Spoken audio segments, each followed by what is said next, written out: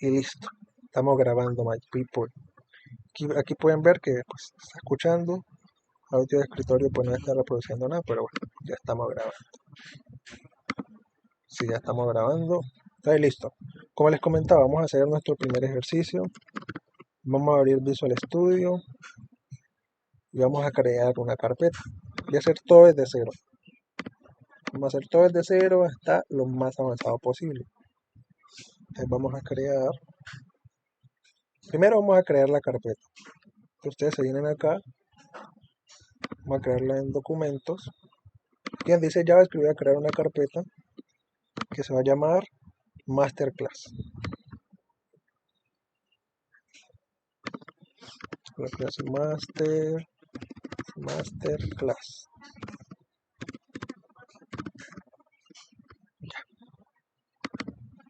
Aquí nuestra Masterclass. Vamos a abrir esto.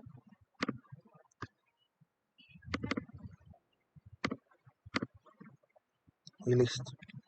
Ya tenemos la carpeta, entonces, ¿qué vamos a hacer aquí adentro? Podemos crear carpetas.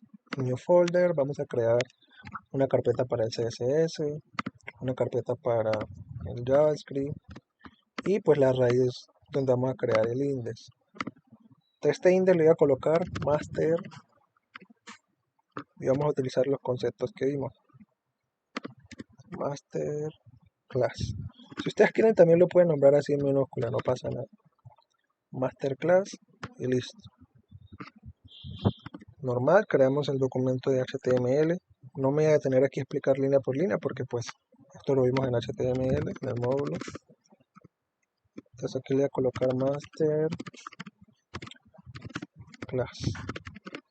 Este es el título, este no necesita raya baja porque pues es el título de la página. Acá en JavaScript voy a crear master class.js y en CSS pues creamos el archivo de estilos. Entonces listo. Con esto ya estaríamos ready. Voy a abrir esto con Live Server para que vayamos viendo los cambios en tiempo real. Vamos a ocultar esto y listo. Ya está. Voy a ocultar esta barra y lo ubicamos acá. Está listo. Vamos a empezar desde cero. ¿Qué me dice JavaScript? Listo. JavaScript me dice, listo, para que yo pueda funcionar necesito el documento de HTML. Ya tenemos el documento aquí. Pero necesito que ese documento me llame en una sesión de él. No acá dice title, porque yo necesito que primero se cargue el documento, se carguen todos los objetos y etiquetas que hay en el documento y ahora sí se ejecute el JavaScript. Eso sucede en cuestión de microsegundos o milisegundos, casi que en tiempo real. Pero sucede en tiempo real si llamamos el script antes de que se termine el cuerpo. Aquí donde dice body, antes de que cierre, aquí va el script. Para que cargue todo el documento, o sea, todas las etiquetas, si ustedes tienen un div, primero va a cargar el div y todo lo que hay allá arriba, si tienen un párrafo lo mismo, y luego se va a cargar el script. Si esta etiqueta la colocan arriba, primero se va a cargar la etiqueta y les va a aparecer error, porque primero se carga que es el script, y luego se cargan las otras etiquetas. ¿Qué quiere decir esto?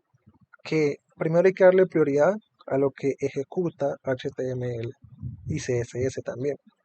Entonces vamos a llamar acá al CSS y vamos a decir acá que está en la carpeta de CSS, en la carpeta de estilos, y acá le vamos a decir que hay una carpeta específica que se llama JS, JavaScript, y se llama Masterclass, el archivo de JavaScript. Está listo. Teniendo esto, ya tenemos configurado nuestro archivo de HTML, nuestro archivo de JavaScript y nuestro archivo de CSS. ¿Alguna pregunta hasta el momento o todo claro?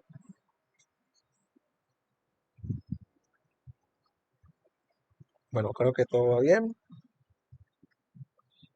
Entonces, acá en el JavaScript dijimos que había 5 tipos de datos. Teníamos un tipo de dato que era entero.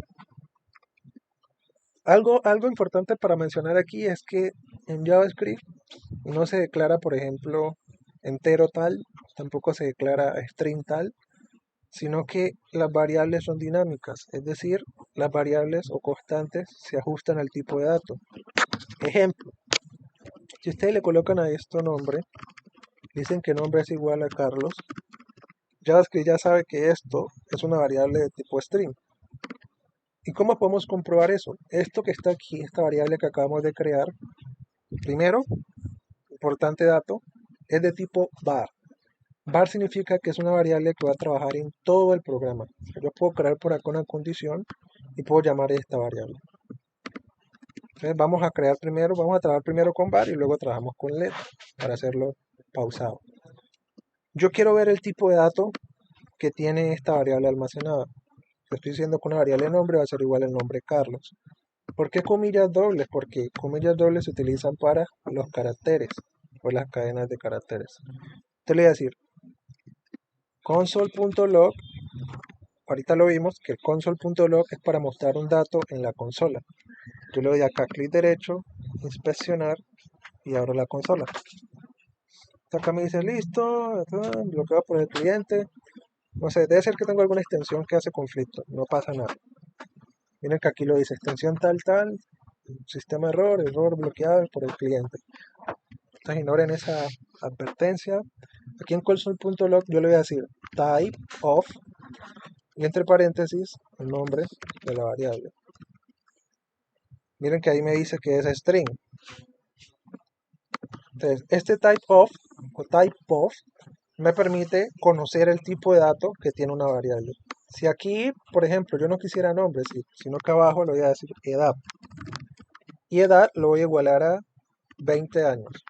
No es necesario escribir años, él ya sabe que esto es un número porque no tiene comillas. Entonces le voy a decir edad aquí.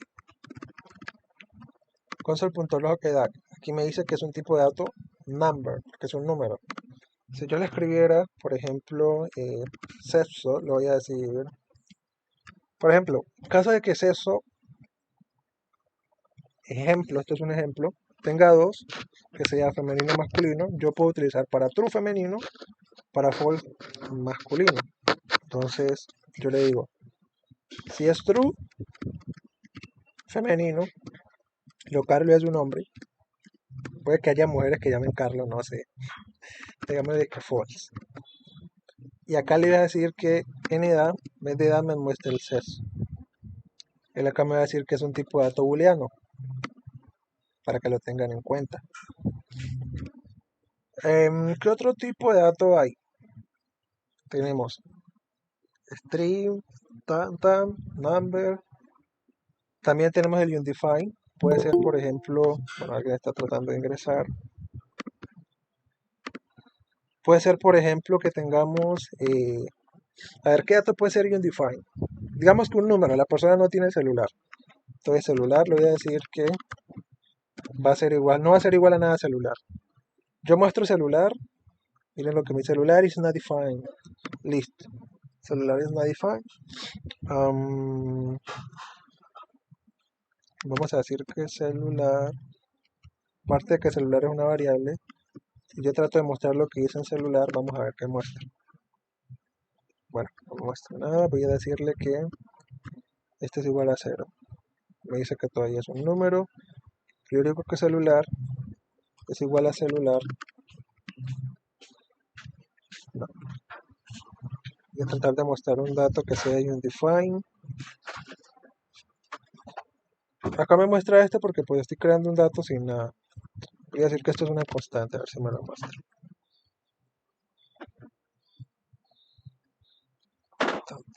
Dice que falta un inicializador en la constante. Vamos a decirle, por ejemplo,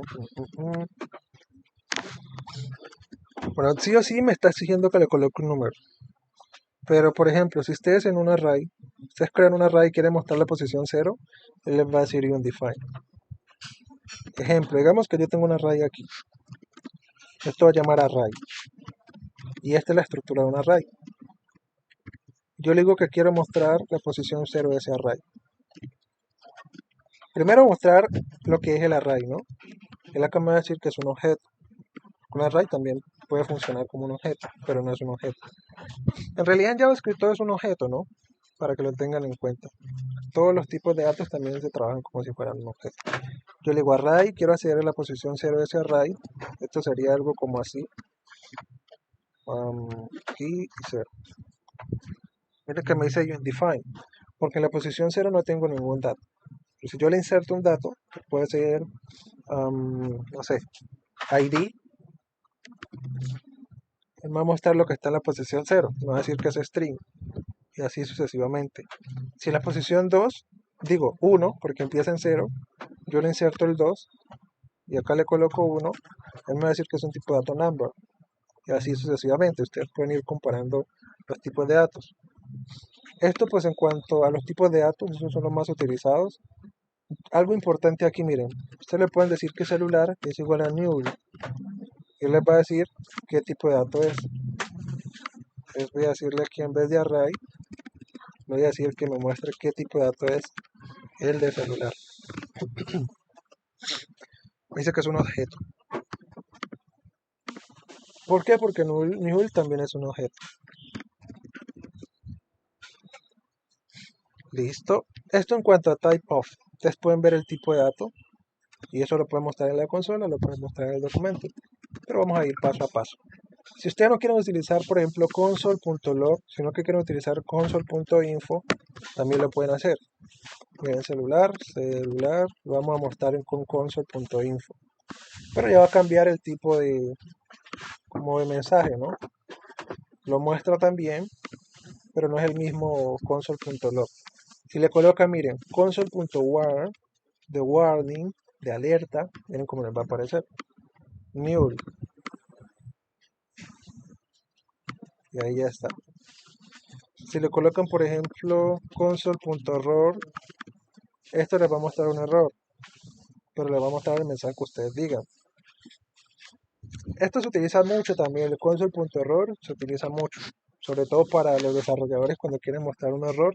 Ejemplo, una condición que si el JavaScript se conectó exitosamente con X archivo o X base de datos o lo que sea, diga que la conexión es exitosa.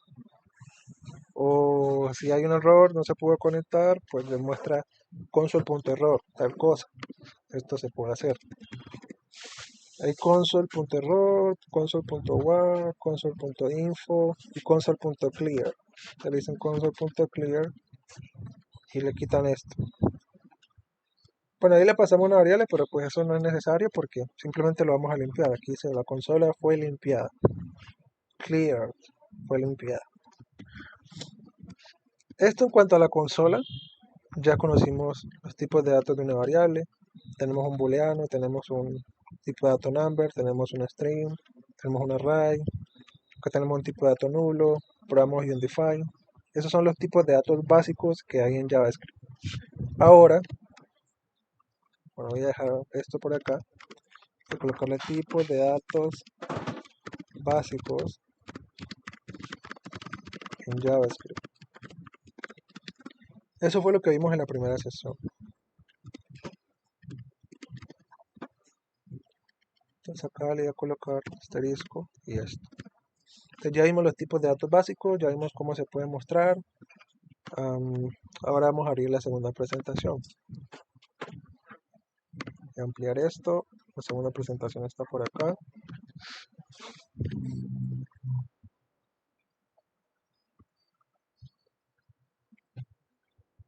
Bueno, la segunda presentación nos habla de funciones y sus tipos.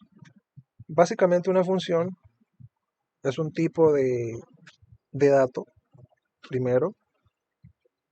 Segundo, la función es un fragmento de código que se ejecuta si se llama.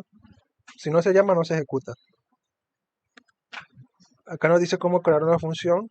Pues hay varios tipos de funciones, ya los vamos a estar viendo. Ya les voy a enseñar también la sintaxis. Una función se puede crear primero así, o sea, la forma clásica.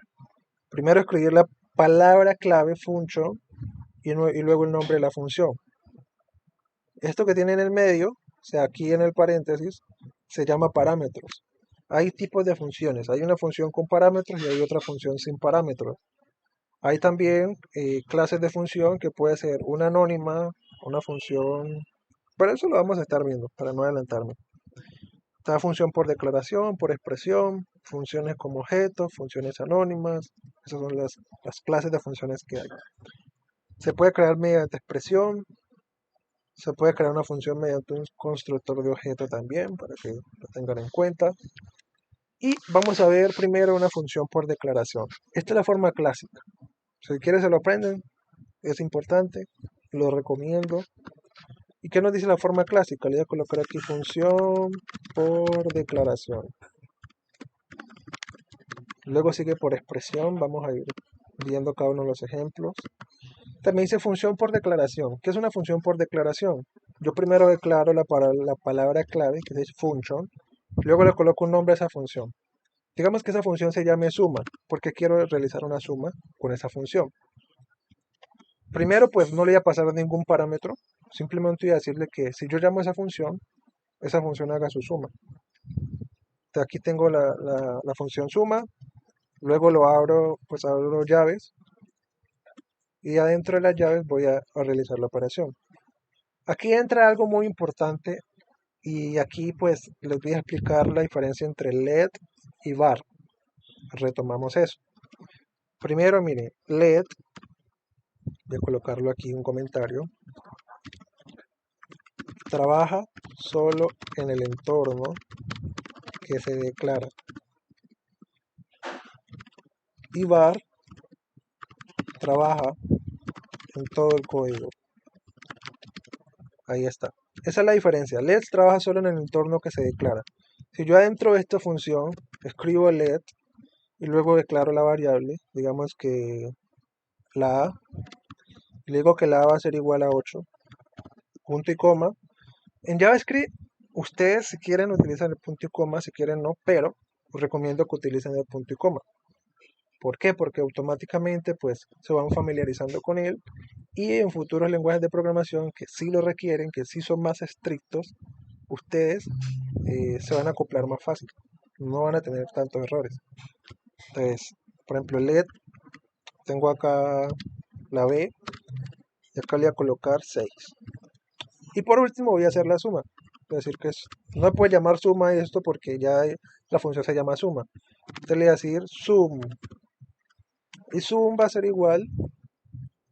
Esto también le voy a decir que LED. Y esto va a ser igual a 14. Entonces, listo. Yo le voy a decir acá que esto me lo muestra en un alert. ¿Qué es alert? Alert significa alerta. Y una alerta es un mensaje que se muestra en el navegador, en la parte superior del navegador. Entonces en el alert yo voy a mostrar que sum, porque esa es la variable. Es de tipo let. Y eso solo va a funcionar cuando yo llame a la función. Entonces yo acá escribo suma. Como es una función que no necesita parámetros, lo escribo así sin nada. Y arriba pueden ver la operación. Esto es igual a 14. Ahí sí va a funcionar. Pero ¿qué pasa? Miren, ¿qué pasa si yo le digo que afuera me muestre un alert y me muestre zoom? Miren lo que me va a mostrar esto. Voy a volver a cargar la página. Y miren lo que dice. Uncouch reference error. Zoom is not defined. Suma no está definida. ¿Por qué me dice que no está definida a pesar de que suma esté acá? Porque estamos utilizando LED. LED solamente trabajaría en este entorno o en este scope. Scope significa básicamente como esta región o este entorno que hay aquí. Ya si yo, digamos, esto lo cambio, miren. Si yo cambio zoom, bueno, de hecho aquí no estoy haciendo una suma, ¿no? Voy a decir A más B. Y si yo llamara zoom afuera, miren que ahora sí debería ser la suma. Bueno, me dice que no está definida tampoco. Voy a decirle primero que esto es var. Y aquí obvio me va a seguir generando un error porque pues A y B son de tipo LED. Entonces me dice todavía que suma no está definida. Suma no está definida. Voy a decirle que en vez de esto ya no es una función. Si yo lo borro, esto ya no sería una función. Pero miren que sí puede acceder a var. Si yo aquí le coloco LED, eso me tiene que decir undefined o generar algún error.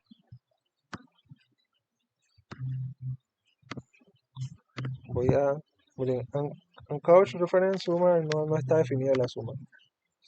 Se muestra 14 claro, pues porque se está ejecutando esto que está aquí, pero dice que suma no está definido. Si yo le quito esto, miren qué va a pasar. Va a seguir mostrando el error, para que lo tengáis presente. Entonces, volvemos a nuestra función. Listo. ¿Qué se recomienda generalmente con las funciones? Como las funciones ejecutan el fragmento de código que está dentro de ellas, se recomienda que adentro de las funciones uno declare variables de tipo let, para que lo tengan presente. Las constantes también funcionan como let. Si yo declaro una constante dentro de una función, solamente voy a poder acceder a ella desde, no sé, de adentro de la función. Para no confundirlas o confundirlos es lo mismo. Si yo tengo let aquí y yo quisiera mostrar, por ejemplo, la A, me va a decir que la A no existe. A is not defined, la A no está definida. Pero si yo le colocara var,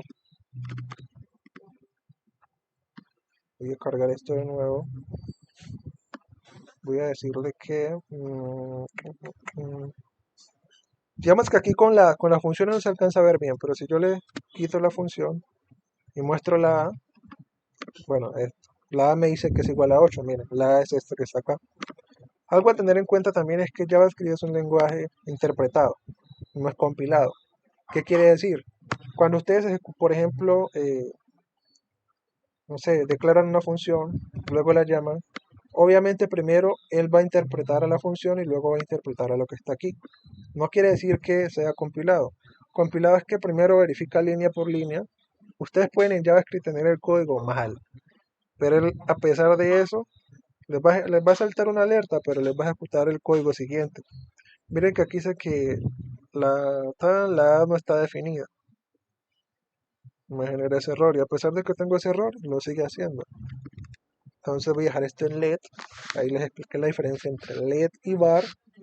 Let trabaja solo en el fragmento de código que lo declaremos. Si declaran let en un condicional, solo va a trabajar en el condicional. Por fuera no.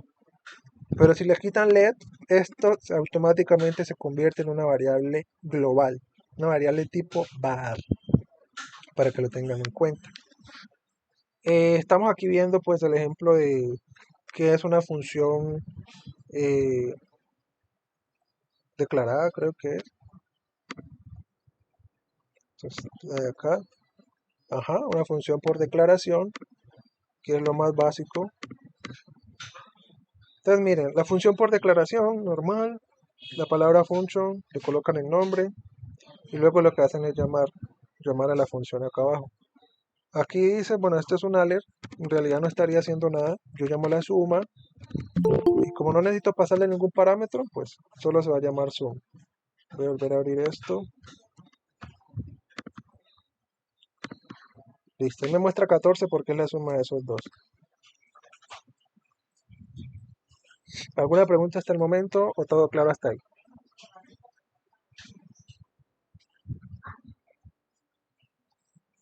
Ahora todo claro. Listo. Ahora todo claro. ¿Alguien habló? ¿Alguien más habló? Bueno, creo que no.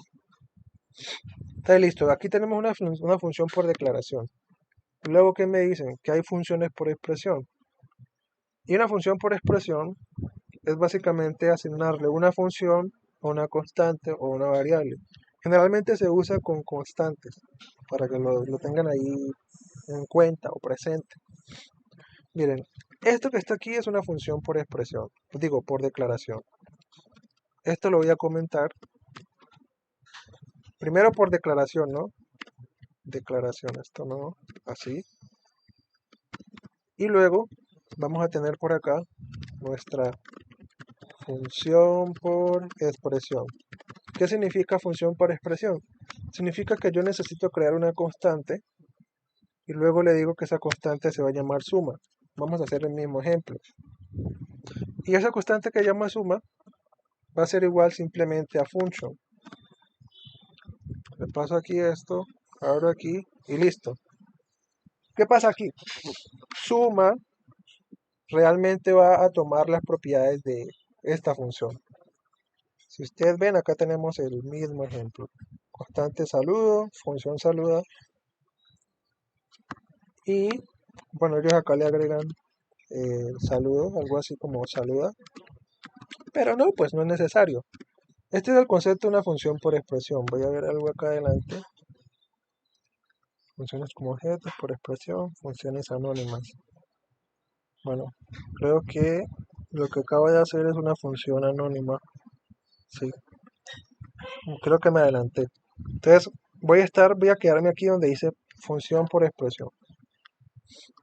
Digamos que es lo mismo que yo tener acá suma. Estos dos obvios no pueden tener el mismo nombre. Yo le voy a decir operación. Y lo que arriba era una función normal, declarada por declaración, ahora yo lo voy a convertir en una función por expresión. Es decir, operación realmente va a tomar las propiedades de la función. Y es lo que vamos a ver acá. Voy a copiar esto, lo voy a pegar aquí. Y acá abajo, lo que tenemos que hacer simplemente es decir operación y colocarle el paréntesis porque es una función. Miren que acá me va a realizar la operación. Me va a decir que es 14. Si yo no llamo operación, pues no va a pasar nada. ¿Qué pasa si yo llamo suma? Miren que no pasa nada tampoco. A lo mejor es que se esté generando un error, porque como es una función por expresión, no trabaja así. Miren que acá me muestra que hay un error en la consola. Voy a ver la consola. Me dice suma is not defined. La suma no está definida. ¿Por qué? Porque operación es como si operación reemplazara a la función y adquiriera sus propiedades. Entonces aquí no es suma, sino que es operación. Ahí está. Ahí sí me va a llamar a la función y se va a ser igual a 14. Esta es una función por expresión.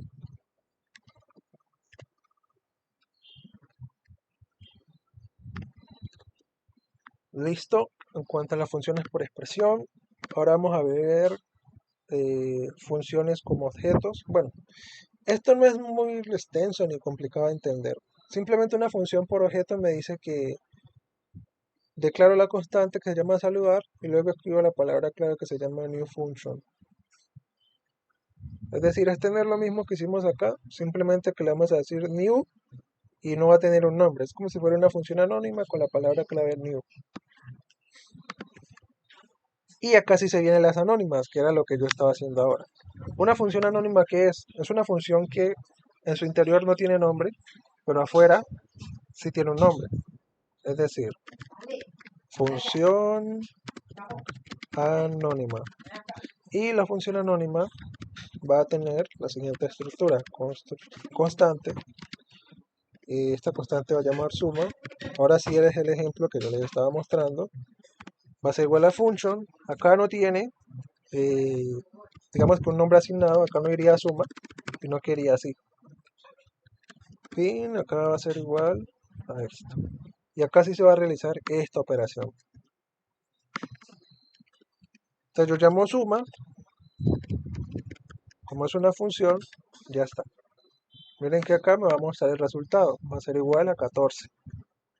Esto es una función anónima. ¿Por qué anónima? Porque adentro no tiene un nombre, sino que el nombre que toma es suma.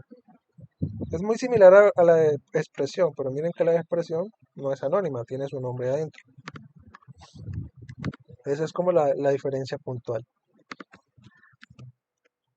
Entonces voy a comentar esto y les voy a explicar las funciones de tipo flecha. Ya que estamos hablando de funciones, hay un tipo de función, se llama función flecha o array function.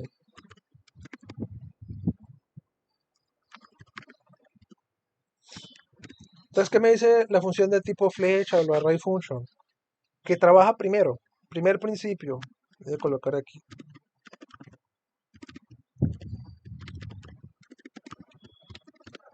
Soy una función anónima. Primer principio es una función tipo flecha, es una función anónima. Segundo principio, soy un método corto y muy utilizado. Y ya vamos a empezar a hacer la estructura. Entonces, constante, esto se llama suma. Y miren lo que es una función tipo flecha. Ya ni siquiera es necesaria la palabra function. Simplemente yo le digo, la constante suma va a ser igual a un paréntesis. Aquí automáticamente le digo, manita, tenés como forma de una función. Y al yo colocarle igual y un mayor que, ahí ya le digo que es una función de tipo flecha. Abro las llaves y adentro de ella voy a colocarlo de acá arriba. ¿Qué es lo de acá arriba? Pues la operación.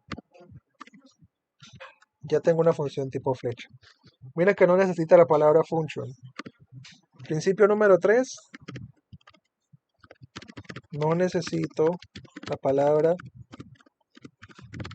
function. Palabra clave.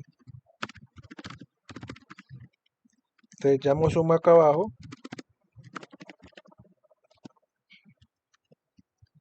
Punto y coma. Y listo. Mírenlo acá.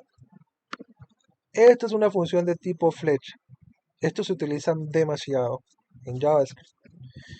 Otro dato es que las funciones de tipo flecha tienen ciertas características. Todos ustedes lo pueden hacer en una misma línea y les va a funcionar. Bien, todo esto lo pueden hacer en una misma línea y les va a funcionar. Esta es una función tipo flecha y va a funcionar. Esa es como la principal función de las funciones de tipo flecha, que generalmente ahorran mucho código. ¿Y qué pasa? Miren, sí, aquí hay que tener algo muy presente. No les he mostrado uno cómo le pasa parámetros a una función. Pasarle parámetros a una función es que esa función va a esperar a que yo le envíe un dato para que pueda operar con él. Voy a dejar la función como estaba para que sea más entendible, algo así. Y le voy a decir lo siguiente. Bien, aquí tú debes recibir un parámetro y ese parámetro va a ser el valor de la b. Bueno, aquí puede que haya un problema, ¿no? Porque, ¿qué pasa con las funciones? Ellas por lo general necesitan dos datos, por lo general, ¿no? Pero vamos a probar qué pasa si le pasamos solamente un dato a la b. La a, para que la b pueda funcionar, la a ya debe tener un valor asignado, o si no, pues va a generar error. Entonces yo le voy a decir b va a ser igual al dato de la b, algo así. ¿Qué le estoy diciendo? Esta b va a recibir este valor, o mejor, le voy a colocar parámetro, y la b va a ser igual a parámetro, para que no se vayan a confundir. Miren, me dice NaM porque esto está sumando un define más la a, que es el 8. Pero al yo pasarle un parámetro aquí, miren, aquí le voy a pasar el parámetro. Miren que si dejo el mouse, el cursor sobre el paréntesis, él va automáticamente a como a mostrarme su estructura. Me dicen que lo que yo escribo aquí, cualquier cosa que escriba va a ser el parámetro. Te le voy a decir 10, esto debería darme 18. Miren que me da 18. Porque 10 es el parámetro que yo le estoy pasando para que vaya acá, la función. Y luego, como igualé la b a parámetro, es que se va a ejecutar. Si la a no tiene un dato, este valor que yo le pase, primero lo va a tomar la a. Muy importante saber eso. Esto es una función por parámetro, para que lo tengan presente.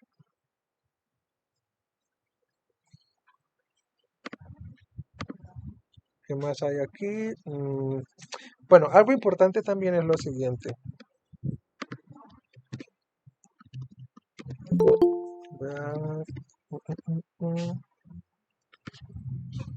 Todavía está tratando de ingresar. Sí, déjame. Algo también que les iba a mencionar es que, por ejemplo, si aquí hay un solo parámetro, creo que ustedes incluso pueden hacer todo en una sola línea. Y creo que si no tiene parámetros, ustedes pueden quitarle también las llaves.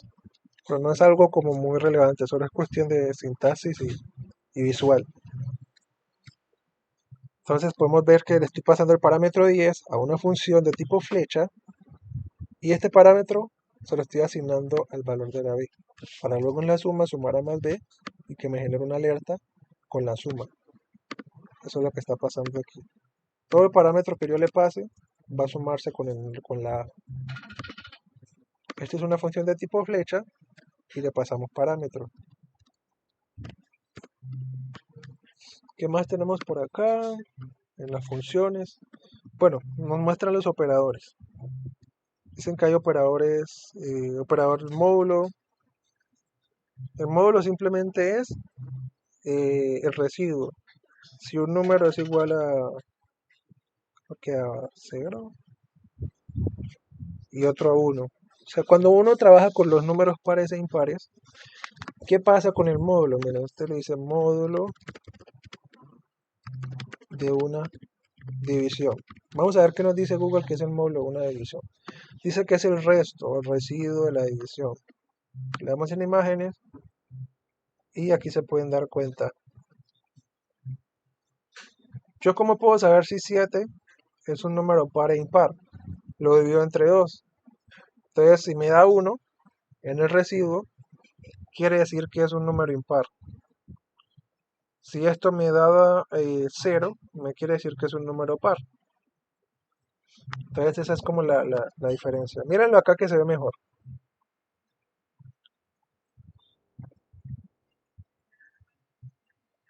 Ahí está pues como la diferencia. Yo puedo decir claramente, aquí se ve, que, que el 26 es un número par. Bueno, pero está dividiendo por 6. Ahí debería estar el 2 y ahí nos damos cuenta si es par o no. Vamos a construir un programa que nos diga si un número es par o impar. Entonces para esto le vamos a decir, vamos a trabajar obviamente, aquí vamos a ver el operador tipo módulo aplicado. Luego vamos a ver exponenciación, operadores de asignación y pues creo que con eso terminaríamos.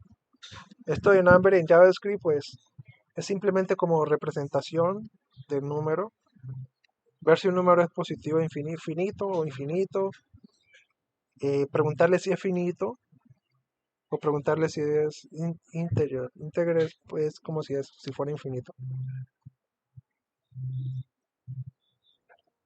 Convertir números exponenciales, bueno, todo esto. Pero siento que estos ya son pues casos muy puntuales. A ustedes nadie les va a decir como que necesito que la página convierta en números exponenciales, porque generalmente JavaScript se trabaja con interacción. Esto lo van a tener ahí claro para que estudien, pero pues no vamos a abarcar conceptos que tal vez no sean tan utilizados, sino los más importantes, porque en 2 horas pues sería imposible hacerlo. Vamos a ver claro esto que dice interpolación de variables y método de un string también.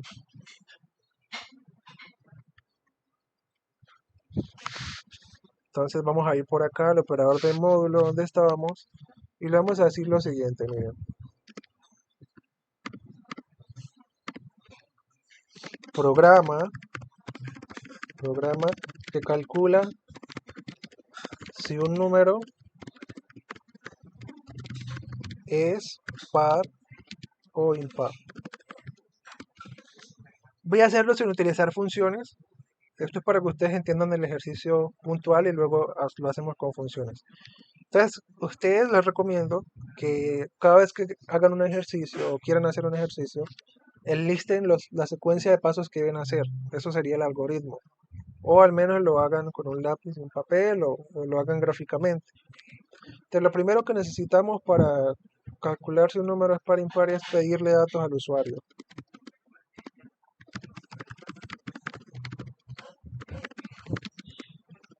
Luego de eso, que yo le pido datos al usuario, lo almaceno. Luego que lo almaceno, perdón, lo que almaceno ese dato, debo ese dato convertirlo a entero. Voy a convertirlo ahí mismo, almacenar datos y convertirlo a entero. Tercero, después que lo almaceno, hago la comprobación. Entonces, ya tengo 3 pasos. Mi primer paso me dice pedirle datos al usuario. ¿Cómo yo le puedo pedir datos a un usuario con JavaScript? Hay una palabra clave o un método clave que se llama el prompt. El prompt es esto, miren. Si yo escribo prompt, miren lo que va a aparecer allá. Me va a aparecer una barra para que escriba cualquier cosa. Y esta cosa que yo escribí aquí se va a almacenar en algún lugar. Entonces yo le voy a decir que el prompt va a estar asignado a una variable. Esa variable va a ser de tipo let. Y esa variable se va a llamar dato. Y dato va a ser igual al prompt. Entonces yo aquí adentro del prompt le voy a decir digite un número. Ahí está.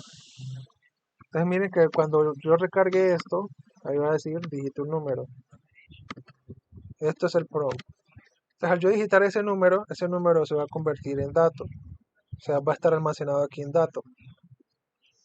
Pero yo qué le voy a decir luego. Le voy a decir,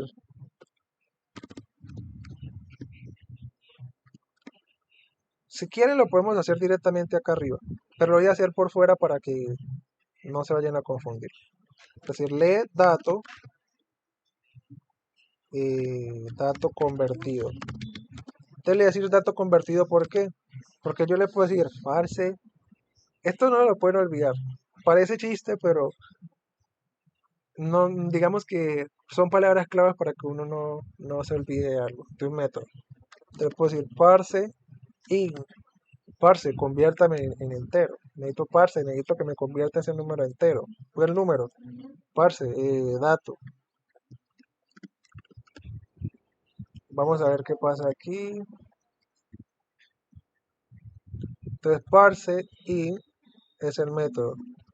Y aquí le estoy pasando lo que va a convertir a, a entero.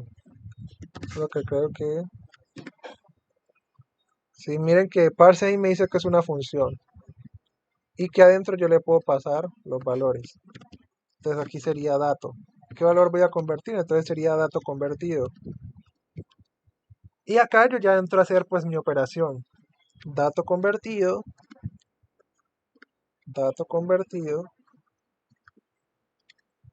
por ciento del 2. Esta es la operación del módulo. Se utiliza el por ciento para hacer una división modular. Mírenlo acá. Eso significa división modular. Y por último, yo hago la condición. No me voy a detener mucho en la parte de if, else y eso, porque pues fue algo que vimos en lógica de programación. Y es algo que uno ve pues normalmente en todos los lenguajes de programación. Si, aquí paréntesis, si dato convertido es igual a 0, esto me va a generar, me va a tener pues, corrido, va a mostrar una alerta que diga el número es par, punto y coma. Si no, o sea, si no es porque no es igual a 0. Entonces esto me va a decir alert, el número, esto obvio debe ir entre comillas dobles, me va a decir el número es impar, punto y coma, y listo. Actualizamos la página, ya está, dice digita un número, voy a digitar el 4, y me va a decir luego, bueno, aquí me está generando un error, voy a digitar el 5, el número es impar, me tocaba recargar la página. Vuelvo y cargo la página, y esto me va a decir, voy a decirle 1, esto me va a decir el número es impar. Voy a probar con el 2 y esto me va a decir el número es impar. Entonces, aquí debe estar ocurriendo algo. Debe estar ocurriendo algún error porque el 2 es par. Entonces vamos a ver aquí, a colocar el 4. El número es impar. Debe estar generándome algún error. Entonces, si usted le genera un error como ese, lo más conveniente es que ustedes, digamos, lo primero para descartar un error es mostrar ese error. ¿Qué error me está mostrando? Entonces vamos a ver qué dato me muestra esta operación. Dato convertido por esto. Aquí miren, de entrada ya vi cuál es el error. Que este dato yo debo asignarlo a una operación. Entonces yo le voy a decir que esto va a ser igual a OP, operación, y va a ser una operación de tipo let. Listo. De entrada ya descubrimos cuál era el error. ¿Por qué? Porque esto, para poder mostrarlo, yo por buenas prácticas debo asignárselo a una variable. Porque esto que está aquí yo se lo puedo obviamente colocar acá en el condicional, pero no es práctico. Entonces voy a colocar OP igual a 0 y ahora sí van a ver que problema resuelto. Entonces ya está, voy a cargar de nuevo la página. Voy a colocar acá 4 y esto me va a decir el número es par. Cargo de nuevo, coloco 5 y me va a decir el número es impar. Entonces de esa forma pues descubrimos cuál era el error y listo, eso es todo. Algo que también ustedes deben tener en mente es que siempre, las probabilidades de que haya un error en el código de ustedes es 100, o sea, hay 100 de 100 probabilidades de que ustedes cuando hagan un programa siempre les genere un error o siempre se equivoquen en algo. Y es completamente normal. Eso no debe frustrarlas o frustrarlos. Entonces, eso por ese lado.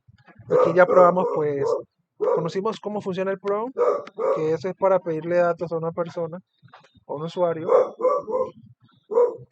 Vimos el tipo de dato, o más bien el operador, módulo o división modular. Y ahora vamos a ver operadores de exponenciación.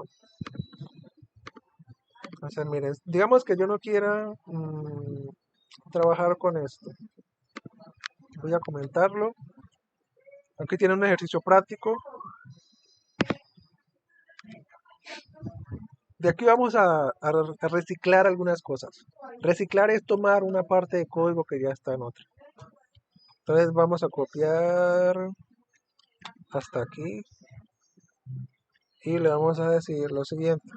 Digite un número, ya no vamos a convertirlo, sino dato elevado.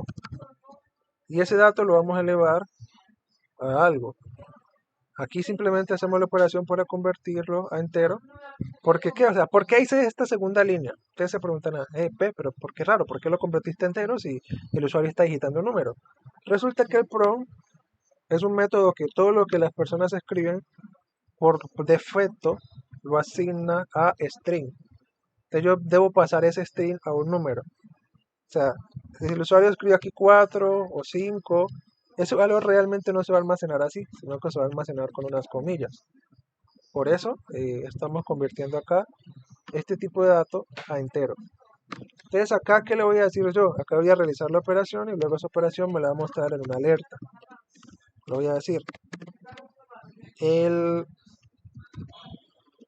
a ver, ¿qué le decimos? El número elevado a la 2, es que el dato elevado, o sea, este dato elevado, me lo va a elevar. Elevar significa, no sé, como utilizar el exponencial. Entonces le vamos a decirle a esto lo siguiente. Debe ir, miren, si vemos acá, digamos, la sintaxis de la exponenciación, me dice que se utiliza el operador doble asterisco. Pero también hay un método que ya no se utiliza que se llama math.pow o pow. Este método ya no se utiliza, está deprecado. Deprecado es que ya no se utiliza, obsoleto. Entonces utilizamos simplemente asterisco asterisco y el número al que lo queremos elevar. Entonces acá vamos a mostrar, vamos a concatenar esto, para eso agregamos el más y mostramos OP, el resultado de la operación. Entonces el número elevado a la 2 es num. Vamos a ver por qué, pues porque no es un número. Entonces cargamos de nuevo, primero dígito del número, el número va a ser 10. 10 elevado a la 2, eso me va a dar 100. El número elevado a la 2 es 100, ahí está. Entonces empezamos a trabajar, digamos que a interiorizar conceptos. En este caso, pues, el del operador de la exponenciación. Vamos a ver otros tipos de operadores. Yo quisiera saber si hay alguna pregunta hasta el momento o todo claro hasta aquí. Porque estas son las bases que ustedes mejor deben tener claras.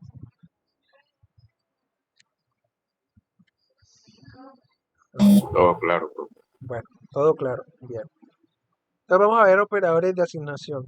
Pues estos son los más comunes, pero vamos a verlos detalladamente. Son comunes, pero puede resultar un poco confuso. Vamos a ver por asignación y vamos a ver unarios. También, bueno, esto de comparación también es interesante. Y ya luego vienen los binarios.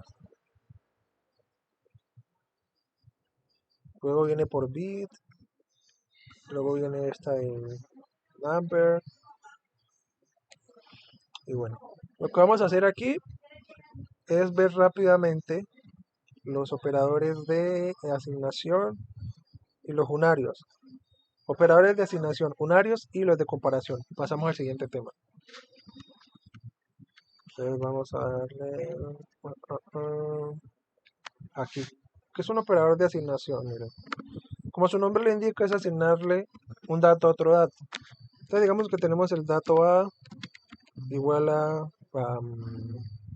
Carlos. Tenemos el dato B y Carlos no puede ser un número, esto debe ir así.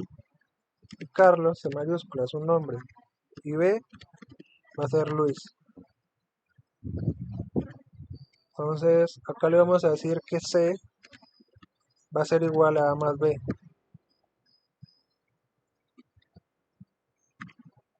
Y que esto me lo muestra en una alerta.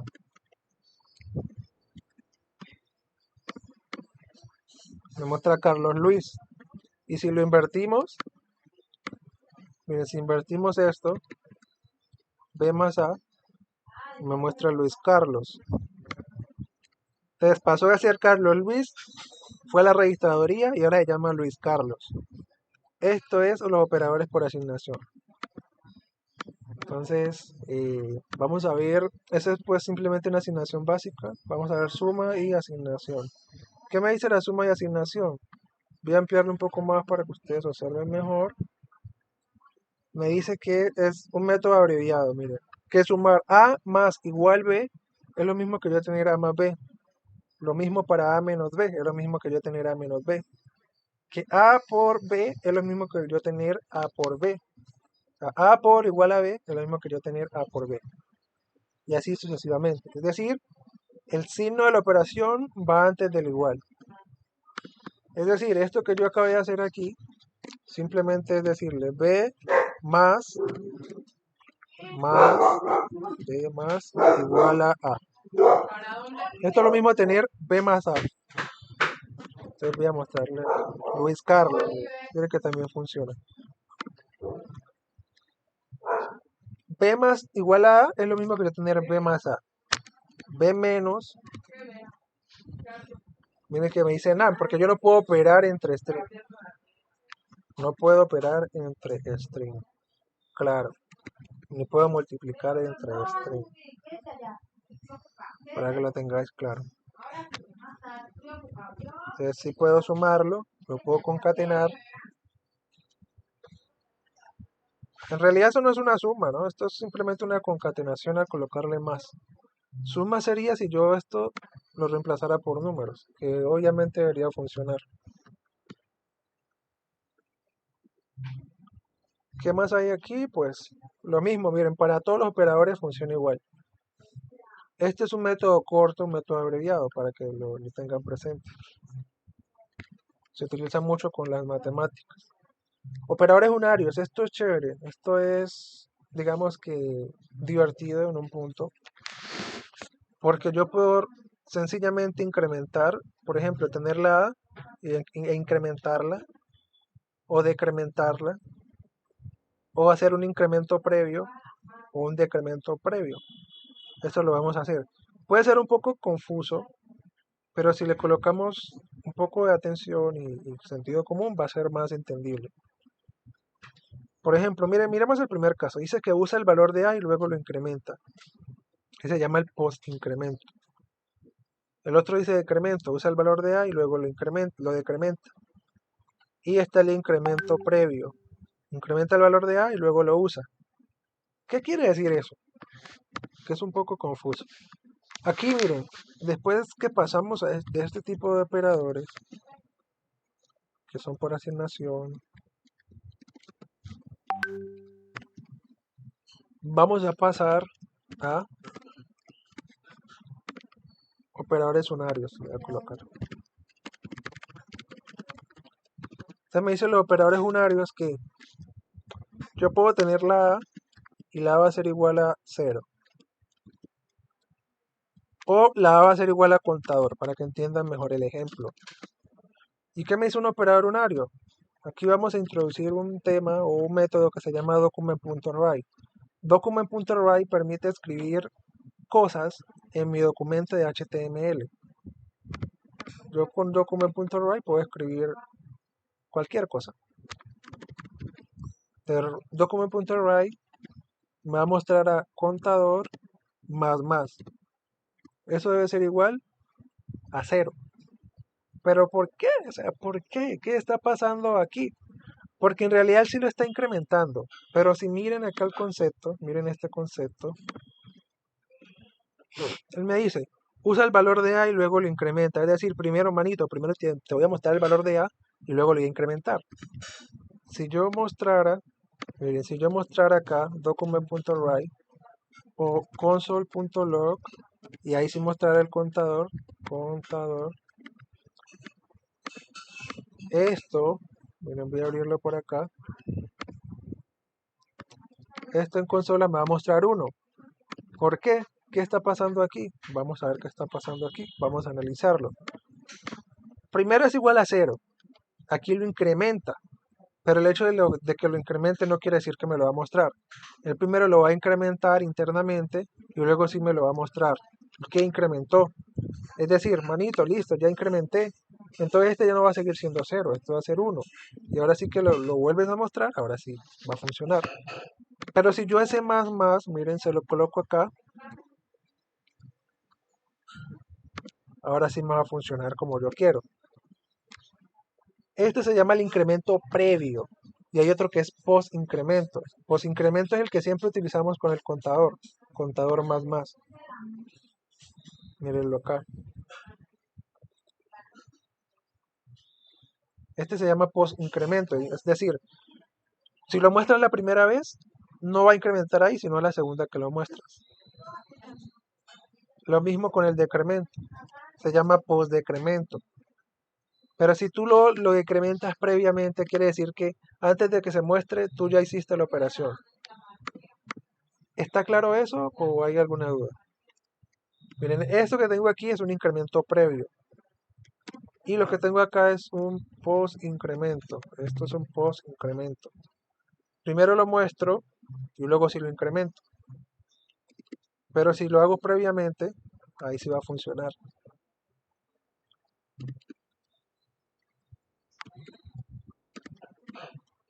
Lo mismo con el decremento. Esto si yo le coloco menos, me va a mostrar -1.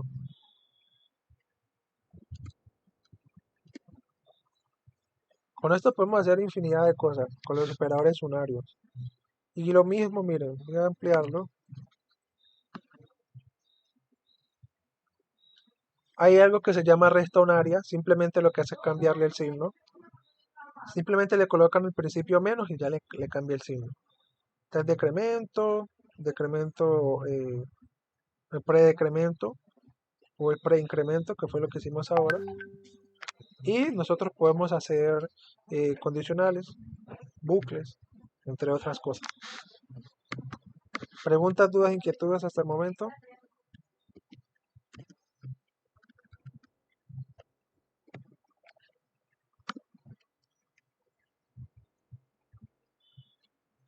Bueno, creo que no. Entonces, por último, vamos a ver operadores de comparación. Miren, ya que vimos el método document.write, vamos a tratar de utilizar poco la consola, sino que pues todo lo vamos a tratar de mostrar con el documento. Operadores de comparación. ¿Qué me dicen los operadores de comparación? Un operador de comparación me dice que esto puede ser, esto es un booleano. ¿Ve? Yo le digo document.write a, no, 5 mayor que 5. ¿Qué me va a decir esto? False. 5 no es mayor que 5, son iguales. Si yo le digo 5, miren, si le coloco uno igual, ¿qué pasa? 5 igual a 5, esto no me va a mostrar nada. ¿Por qué? Porque esto simplemente es asignación. Asignación es un solo igual. Por eso le voy a colocar el comentario aquí. Igual, un solo igual equivale a asignación. 2 iguales equivale a igualdad. 3 iguales equivale a exactitud. Si yo le digo 5 es igual a 5, esto me va a decir true. Y si le digo 5 es igual a 5, también me va a decir true. ¿Pero por qué? ¿Por qué exactitud? Porque es, primero, el mismo tipo de dato, es decir, es entero. Y segundo, contiene el mismo valor. Eso es lo que comprueba el de exactitud. Una cosa es igualdad y otra cosa es exactitud o identidad. Una cosa es que sea idéntico y otra cosa es que sea igual, ¿no? Hay que tenerlo presente. El hecho de que una cosa sea igual no quiere decir que es idéntica. Por ejemplo, dos personas pueden ser iguales en tamaño, pero no exactas en sus rasgos físicos. Ya, por ejemplo, si es un gemelo, dos personas que son gemelas o gemelo, ahí así podríamos hablar de exactitud. Y eso, ¿no? Y eso. Por lo general las personas gemelas algo tienen diferente, algo tienen diferente. Así sea un callo, una avena, algo tienen diferente. ¿Alguna pregunta hasta aquí?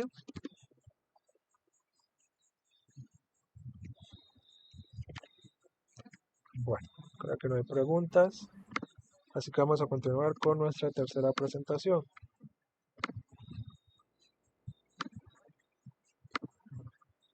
La presentación número 3. Y vamos a ver qué me dice la presentación número 3. Me habla de las arrow function, esto ya lo vimos. Y ahora nos habla de los array. Acá es como una vista más a fondo de lo que es un array, cómo se añaden o eliminan datos, concatenar array.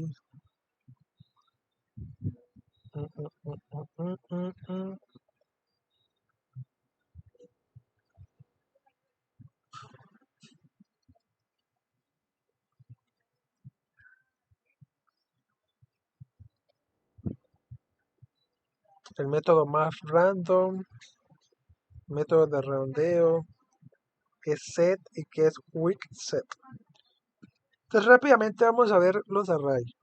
Les voy a enseñar la forma más usual. Ustedes pueden escribir, claro, new array tal cosa, pero lo más conveniente, lo más utilizado es constante y declaran el array. Digamos que sea edades. Entonces, edades va a ser igual a, esto va a ser igual a estos son corchetes, estas son llaves y estos son corchetes. Entonces, edades va a ser igual a corchetes. Los corchetes van a guardar 12, 13, 14, 15, 16. Esto es un array. Yo puedo acceder a sus posiciones. Acá hay una forma pues de crear un array con new array, pero pues no es la más común. Miren acá. Hay algo que pasa, miren. En JavaScript no se suele utilizar array con el new array, ¿no? Se puede hacer, ¿no? New array, paréntesis y le pasan los datos, pero no se suele utilizar. La forma preferida es esta de acá abajo. ¿Y qué pasa con los array? Que los array sí permiten agregar datos de todo tipo. Ustedes pueden agregar una colección de datos enteros, booleanos, string, etcétera, etcétera, etcétera. Lo más divertido de los arrays es que son flexibles. Cuando digo que son flexibles es que ustedes pueden acceder, primero pueden acceder a sus posiciones, document.write. Yo le digo, manito, listo, yo ya sé que tenés una lista, tenés un array, tenés una colección de elementos, tenés una colección de datos. Yo necesito que mi documento me muestre las edades, pero no solo las edades. Yo quiero ver la edad número 16, si existe. Digo, no 16. Quiero ver la edad que está almacenada en la posición número 0, 1, 2, 3, 4. ¿Qué edad hay en la posición 4? El 16. ¿Qué edad hay en la posición número... a ver, en la posición número 0? La 12. Interesante. Entonces, para que lo tengan ahí, no lo pierdan de vista. Ustedes pueden acceder, nosotros podemos acceder a las posiciones de un array. Simplemente es colocar el nombre y entre corchetes colocar el número de la posición. Pero yo también puedo validar si un array contiene tal cosa. Regálame un segundo.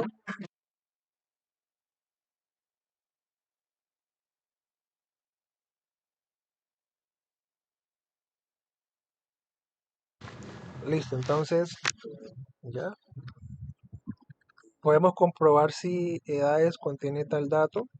Vamos a ver qué método se utiliza para eso. Voy a ampliar esto.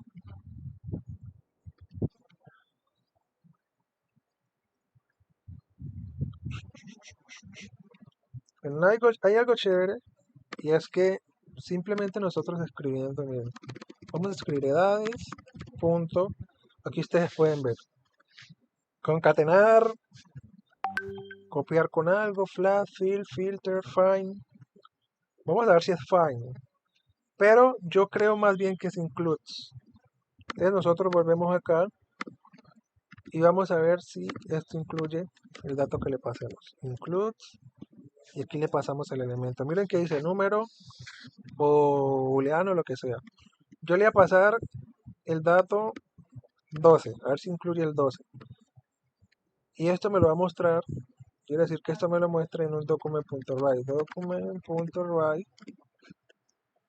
Recuerden que el document.write va dentro de paréntesis. Y ahora sí. Entonces me dice true, si está el número. Entonces con esto yo puedo empezar a comparar. Si dentro de la lista está tal cosa, quiere decir que ese usuario ya se registró. O quiere decir que ese correo ya existe. Entonces 12, 13, está el 13, true. Está el 17, el 117, false. Está el 17, false. Está el 11, false. Está el 14, true. Entonces ahí él empieza a comprobar. Esto para eso se utiliza el método includes. O sea, el nombre del array o la lista, punto includes. Le pasamos el valor o el parámetro. Ahora, algo importante, algo que hay que mencionar aquí, es que yo le puedo agregar más datos a ese array. ¿Cómo yo le agrego más datos a ese array? Es lo que vamos a ver acá.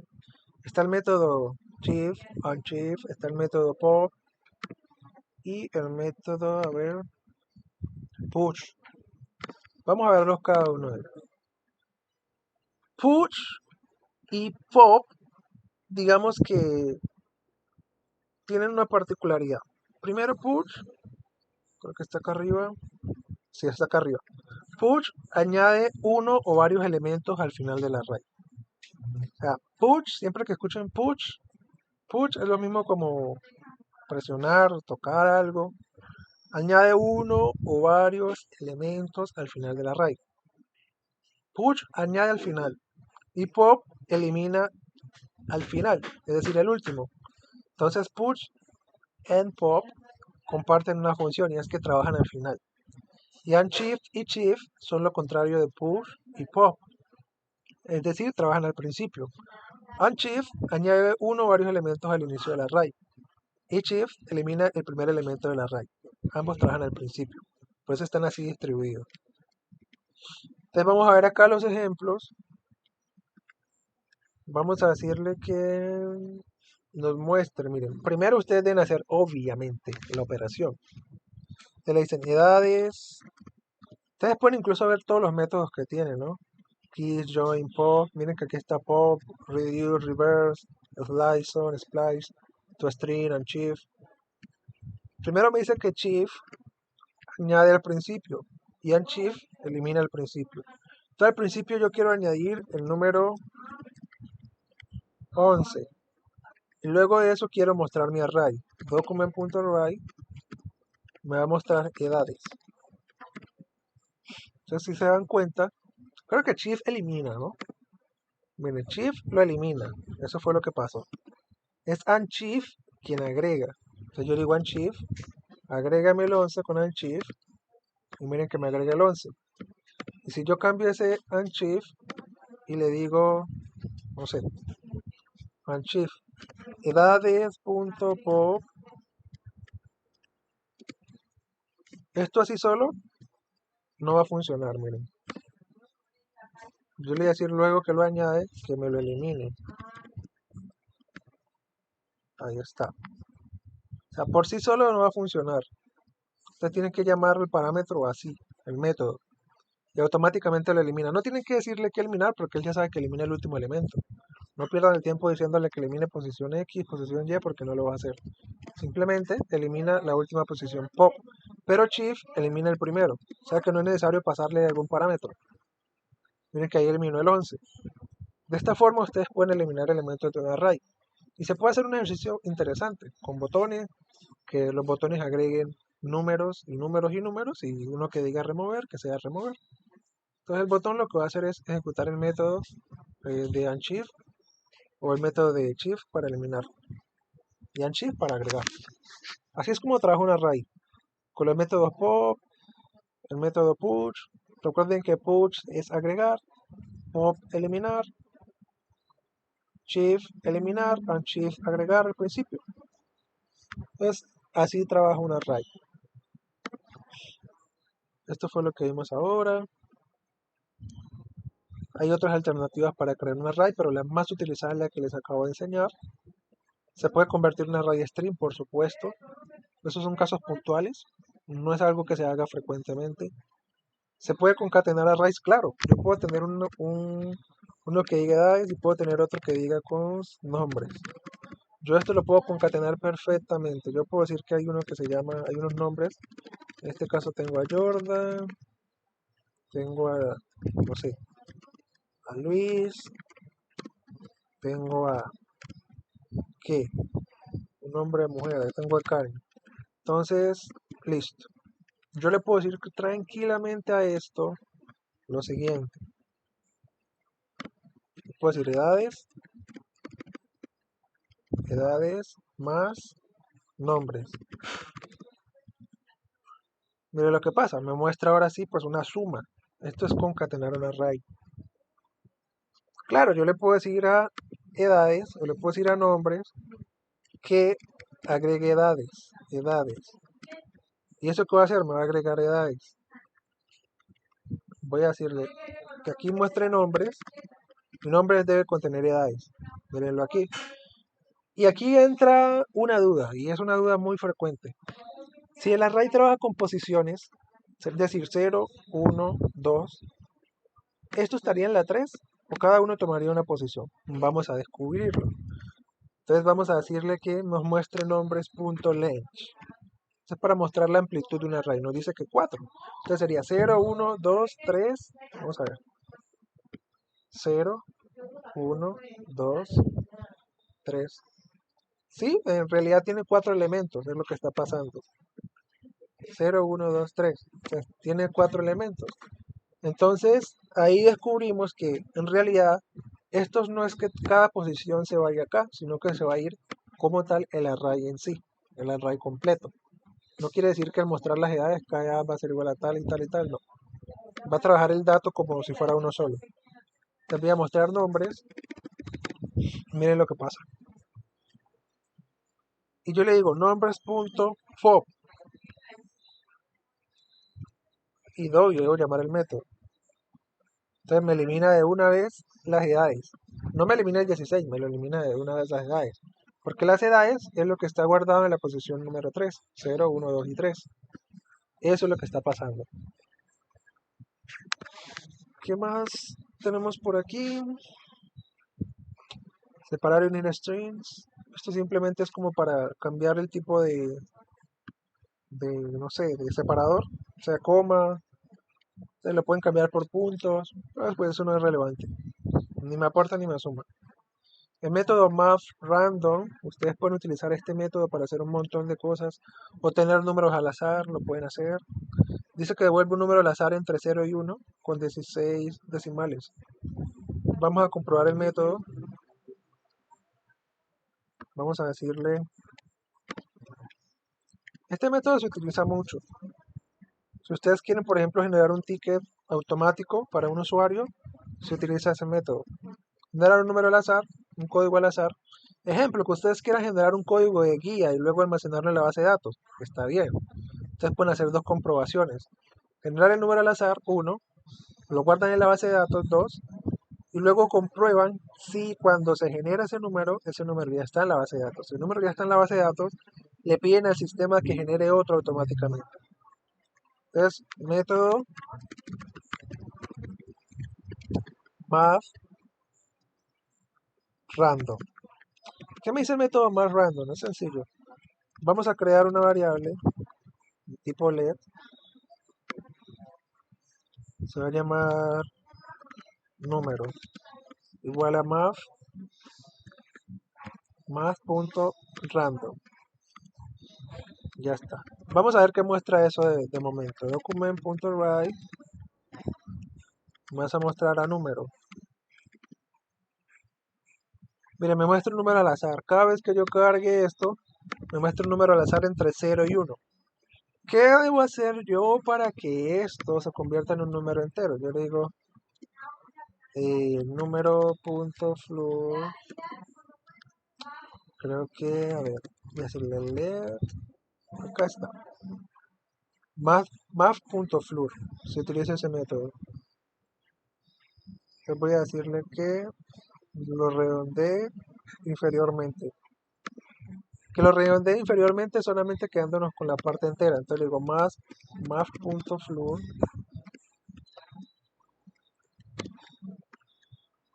Aquí me dice none, obviamente porque yo debo redondear esto que está aquí.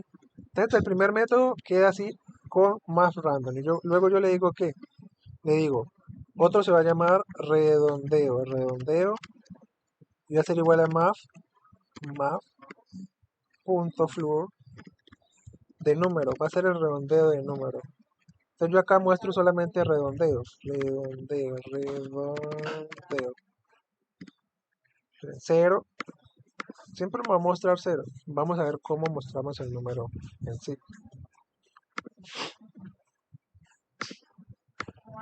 Voy a abrir esto. Vamos a verlo un poco más. Redondeamos la parte entera. Acá me dice que si quiero mostrar, por ejemplo, números entre una fracción a otra o entre un rango, lo correcto es que yo lo multiplique. Multiplique math.floor y adentro le pase el parámetro más random o el método más random y lo multiplique por el número que quiero obtener el dato. Es decir, lo que nosotros tenemos aquí, de hecho solamente con uno funciona. Pero lo que nosotros tenemos aquí es simplemente lo siguiente. Más.floor va a ser igual a número por 5. Que nos muestre números al azar entre 0 y 5. Miren. 1, 3, 1, 3, 4, 0. Y si yo le digo que me muestre números al azar entre 0 y 100 o entre 0 y 1000, también lo va a hacer.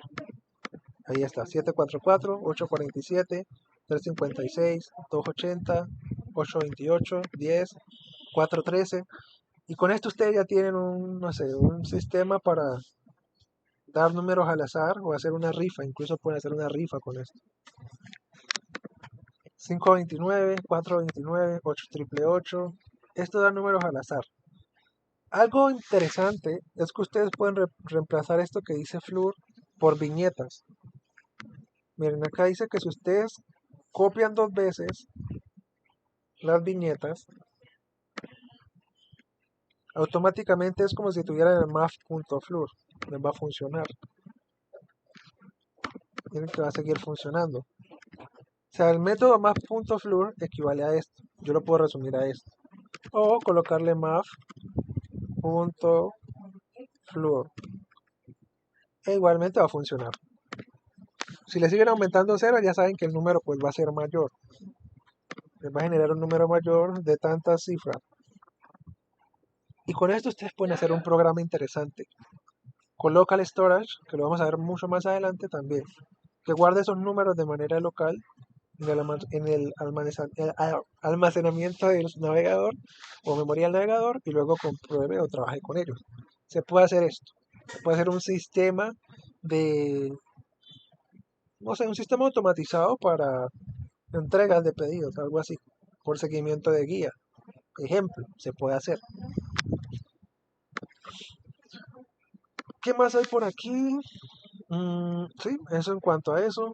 Miren que set es similar a un array, pero a diferencia del array, miren que set solamente utiliza eh, paréntesis y es new set. Y generalmente, pues lo más utilizado son los arrays. Dice que son estructuras de datos nativas muy interesantes para representar conjuntos de datos. Representar conjuntos de datos. Oígalo bien. Este es un conjunto, bueno, aquí nos muestra los tipos de conjuntos. Se pueden añadir elementos solamente si no está repetido. Esa es una particularidad que tienen los sets. Los sets solo permiten añadir elementos. Ustedes pueden añadir 1000 veces el 2, pero solo lo va a mostrar una vez. Pueden añadir 1000 veces el 3, solo lo muestra una vez. Esa es la diferencia entre un array y un set, que añade un elemento al conjunto si no está repetido y devuelve el set. Y el weak set es como similar al set, pero dice que incluye introducir elementos duplicados. Sin embargo, tiene algunos matices y diferencias. Dice que los sets son una estructura de datos poco restrictiva, ya que puede insertar cualquier tipo de elemento.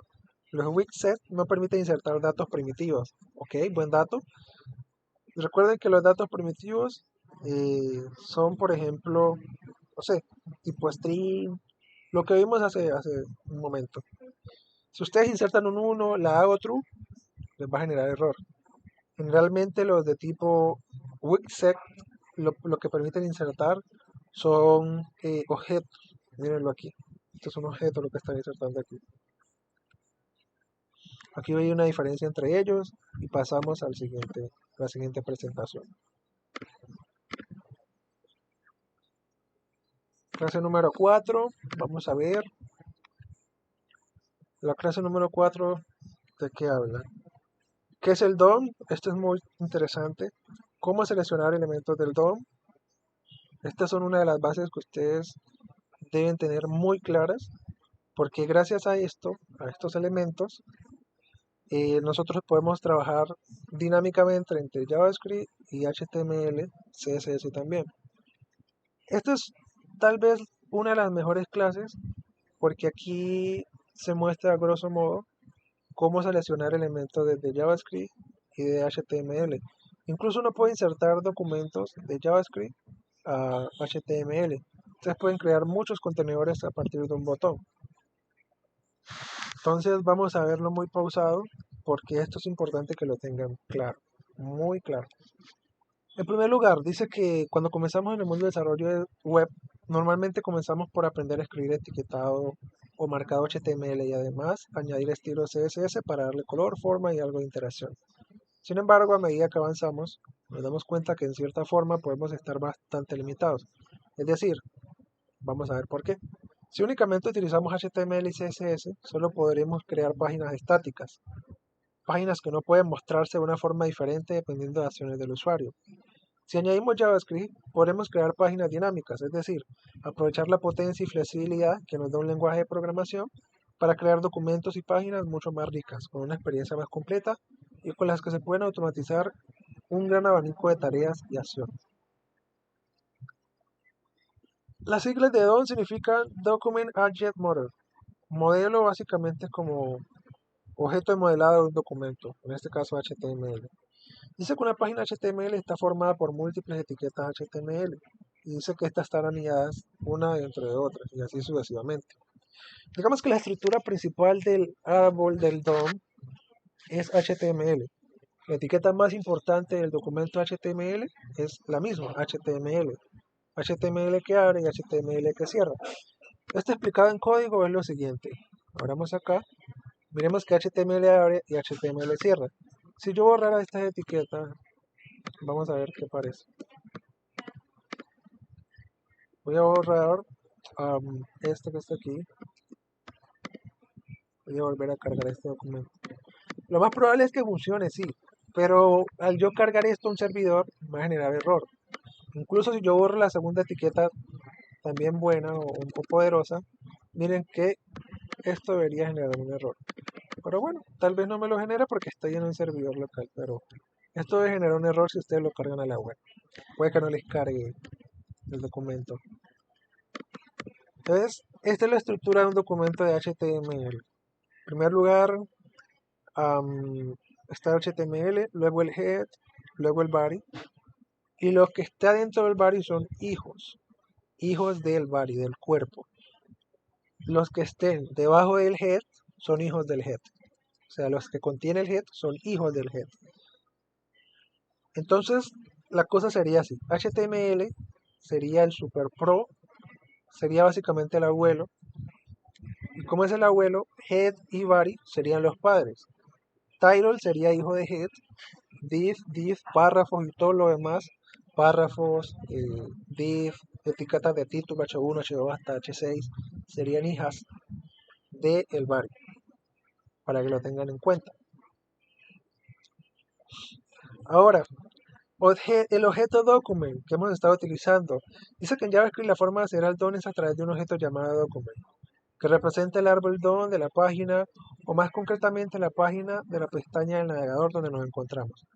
Y en el interior pueden existir varios tipos de elementos, pero principalmente serán element o node. Element no es más que la representación genérica de una etiqueta HTML element. Y node es una unidad más básica, la cual puede ser element o un nodo de texto.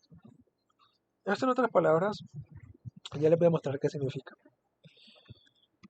Entonces miren, vamos a aprender primero a seleccionar elementos del DOM. Y para seleccionar elementos del DOM me dicen que hay 4 métodos de búsqueda. Cada uno es específico. Dice que busca, por ejemplo, getElementById, busca elemento HTML por su ID y devuelve null si no lo encuentra. getElementsByClassName, y obvio se le pasa a la clase, busca elementos con la clase class, o sea, ustedes pueden buscar si existe una clase que llame música dentro del HTML, un elemento que se llame música, lo pueden buscar y si lo encuentran, él les va a devolver el tipo. También pueden buscar elementos de getElementsByName, o sea, por su nombre. En este caso, pues buscarían el atributo o el valor de ese elemento. Y también está getElementsByTagName. Dice que estos son los 4 métodos tradicionales de JavaScript para manipular elementos del DOM. Se denominan tradicionales porque son los que existen en JavaScript desde versiones más antiguas. Es decir, son digamos, los primeritos que salieron. Pero actualmente les voy a mostrar los métodos modernos. Voy a mostrarles un ejemplo rápido de getElementsById y otro de los métodos modernos. Vemos que el más utilizado aquí es getElementById. Se puede trabajar con tagName, sería buscar las etiquetas directamente, pero vamos a ver el ejemplo con getElementsById. Entonces digamos que acá tenemos un div, o mejor, vamos a hacer algo más dinámico. Sí, digamos, tenemos un div, y ese div tiene un ID, y ese ID es contenedor. Entonces yo desde el JavaScript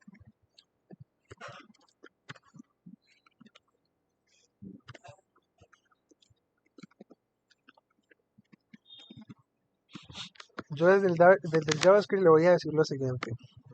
Bueno, listo. Constante. Y esta constante va a llamar seleccionar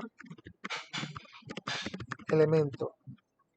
El seleccionar elemento va a ser igual a document.getElementById. Me dice que por ID. Entonces yo acá no podría tener clase porque no me puede seleccionar una clase con getElementById. Entonces le voy a pasar qué elemento quiero seleccionar. En este caso quiero seleccionar el que dice contenedor. Luego quiero mostrar si eso está seleccionado con el método document.write. Seleccionar elementos. Entonces él me dice, listo, si tienes algo seleccionado y es un objeto de HTML de tipo div, de tipo contenedor. Si yo le cambiara el ID a contenedor 1, esto me va a mostrar nulo. Miren, porque no estaría seleccionando nada. Pero si me muestra esto, etiqueta, porque está seleccionando algo. En este caso, un objeto de HTML, un div de HTML, contenedor. Y yo cambio div por la P, que me va a mostrar un párrafo. Miren, me dice element, paragraph element. Si yo le digo que esto es el body, el cuerpo,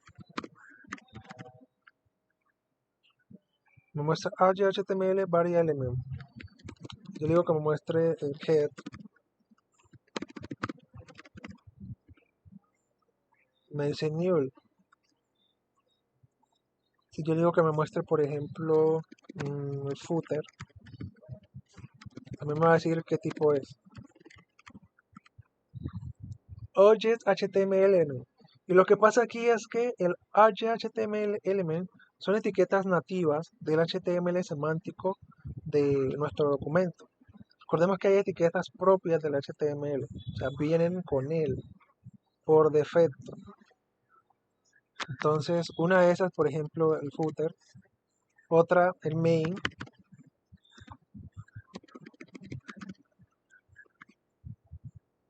Son etiquetas como principales del documento. Otra también puede ser section.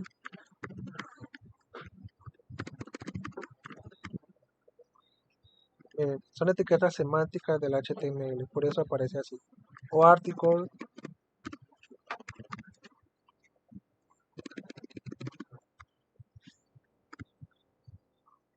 Object HTML element. Entonces así yo puedo seleccionar un elemento desde JavaScript a HTML por la ID. Pero vamos a ver los métodos modernos. ¿Qué es un método moderno? Es lo que más actual, pues lo más actualizado a la fecha, lo que actualmente más se utiliza. Entonces, métodos modernos dicen, aunque los métodos tradicionales anteriores son más suficientes para buscar elementos, son más suficientes, ¿por qué? Porque pues son específicos. Actualmente tenemos a nuestra disposición dos nuevos métodos de búsqueda de elementos que son mucho más cómodos y prácticos si conocemos y dominamos los selectores CSS. ¿Cuáles son los selectores CSS? Las clases, las ID, es decir, seleccionarlo por un punto, seleccionarlo con un numeral, selectores universal, o sea, todos los tipos de selectores que hay con CSS, selector de clases, selector de identificador, entre otros. Y está el método, o los métodos modernos que son Query Selector y Query Selector All. Vamos a ver su diferencia. El primero me dice, busca el primer elemento que coincida con el selector de CSS. Y el otro dice que con el All, Query Selector All, busca todos los elementos que coinciden con el selector CSS. Es decir, si hay varios párrafos, me va a mostrar que es un nodo de elementos. Y si hay solamente un div, solo me va a mostrar, por ejemplo, yo utilizo Query Selector, me va a seleccionar solamente el div que yo le pase. Mientras que con el Query Selector All, me va a seleccionar todos los elementos que tengan o compartan la misma clase o el mismo identificador. Pero los identificadores son únicos, en este caso sería la misma clase. Entonces vamos a trabajar con Query Selector y Query Selector All. Digamos que yo tengo, vamos a ser más prácticos. Tengo un botón, se llama button, y ese botón tiene una ID, o mejor, más divertido, una clase.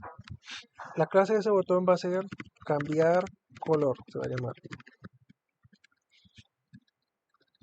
Tengo uno que se llama cambiar color, voy a escribirle cambiar color. Aquí está mi botón para cambiar color. Y tengo otro botón, y ese botón va a tener una clase. Y la clase va a ser, no sé, retornar color, ya está. retornar color y aquí le voy a colocar retornar color. Segundito.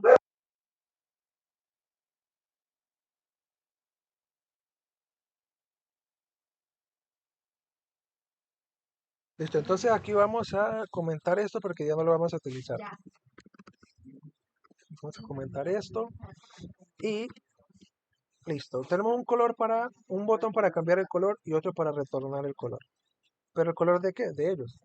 Entonces para eso necesitamos, primero, cambiar color, seleccionar cambiar color y luego retornar color. Necesitamos seleccionar estos botones. ¿Cómo seleccionamos esos botones? Entonces creamos una constante, en este caso para escoger el botón 1, puede ser btn1, va a ser igual a document.querySelector. QuerySelector, ¿por qué? Solamente tengo un botón, pues me estoy dando su clase. Entonces voy a utilizar QuerySelector porque voy a seleccionar una sola cosa. Entonces selecciono una sola cosa. ¿Y qué me dice QuerySelector all? Que para seleccionar clase debes colocar su punto y el nombre. El nombre va a ser cambiar color. Cambiar color. Aquí ya tenemos seleccionado el botón. ¿Cómo lo comprobamos rápidamente? Con document.write y mostramos btn1. Ahí ya nos daremos cuenta que el botón está seleccionado porque me dice HTML button element. Ahí está seleccionado. Y hacemos lo mismo para el segundo botón. btn2. btn2 y acá le vamos a colocar retornar color. Retornar color. Aquí lo tenemos, retornar color. Entonces, el botón 1 me va a servir para cambiar el color y el 2 para retornar color. ¿Cómo puedo yo cambiar el color? Ya tengo los dos botones seleccionados, quiere decir que ya puedo operar con ellos. Lo que yo realice acá va a depender de las acciones que yo le coloque que él debe realizar acá en el JavaScript. Pero aquí entra CSS a jugar un papel muy importante. Va a cambiar el color del botón, no de la página. Y va a retornar el color, pero del botón que cambie. ¿Por qué no lo hago con un solo botón? Porque quiero que entiendan algo muy importante. Entonces, primero le vamos a colocar una clase. Esta clase no importa si existe o no, no pasa nada. La clase se va a llamar color 1. Entonces color 1 le vamos a decir que es la propiedad background color. La propiedad background color, digamos que va a tener un color no tan fuerte. Y va a tener un borde, ¿no? Border, vamos a decir que el borde va a ser de 5px y un padding general de 10px. Esta es la clase que le vamos a pasar al presionar el botón. Para eso entonces yo le voy a decir, listo, debo añadirle un evento. Ahí entra la clase de eventos. Yo le voy a añadir un evento al botón 1, que cuando la persona lo presione, le agrego un add event listener, que cuando vea la acción de clic, o sea, sobre él se presione clic, se ejecute algo. Y aquí viene el concepto de funciones. Debo crear la función arriba, la función se va a llamar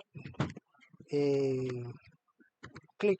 Miren, le estoy colocando clic en mayúscula, o más bien, cambiar color, lo estoy colocando así. Obvio, esto es una constante, debería quedar así. Y voy a colocarla una función de tipo flecha. Con esto ya terminaríamos. Entonces, al cambiar el color, ¿qué debe pasar? ¿El color de quién? Simplemente le vamos a decir btn1.classAdd, le va a añadir una clase. ¿Qué clase le vas a añadir? Aquí colocamos la clase que queremos que le añada. Acá no es necesario colocar punto, simplemente le vamos a colocar el nombre, color 1. ClassLeads lo que va a hacer es añadirme esta clase al elemento del botón. O sea, el botón va a ser igual a cambiar color más le va a agregar color 1. Eso es lo que va a pasar. Entonces le añade esta clase, color 1, y luego creo la función para retornar color.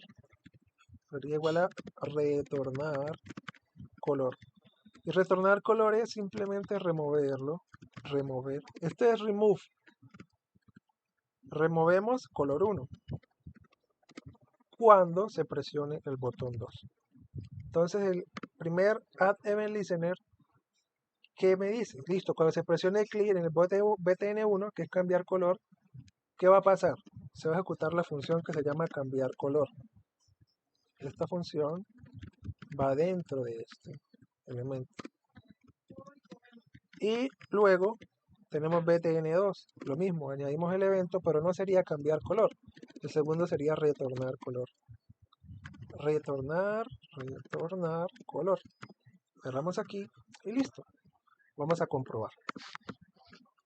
Vamos aquí, miremos aquí, cambiar color, miren cómo cambia el color. Yo le puedo decir algo, miren, le puedo decir que acá en estilos le añada un border black, o sea, color negro del borde, y que sea sólido. Mírenlo, ahí está. O que sea groove, mi favorito. Groove lo que hace es mezclar dos colores. Pues ahí ya está, ahí. Y listo, eso sería todo. Yo le puedo colocar aquí 10px y va a ser mucho más grande. Le doy en retornar color y vuelve a la normalidad. ¿Por qué? Porque remueve la clase. Pero miren, si nos queremos ahorrar esto que está aquí, classlist.add, simplemente utilizamos el método classlist.toggle. Classlist.toggle lo que hace es comprobar, miren, si yo cambio esto por toggle, comprueba si existe color 1. Si existe, lo elimina, pero si no existe, lo agrega. Es decir, con el mismo botón podríamos eliminar automáticamente y retornar al color. Eso sería todo. Volvemos acá y luego colocamos en alto. Ahí está, retornar y listo. ¿Alguna pregunta hasta aquí o todo claro?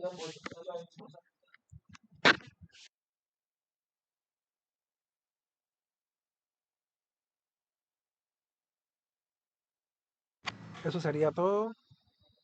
Espero que les haya gustado la masterclass. Pues esto es de 0 a mid-level. Igual yo les voy a compartir la grabación. Por fortuna, pues la grabación se hizo. Voy a detener la grabación. Miren que duró 1 hora y 42 minutos. Entonces, eso ha sido todo. Gracias por asistir el día de hoy y nos vemos en una próxima.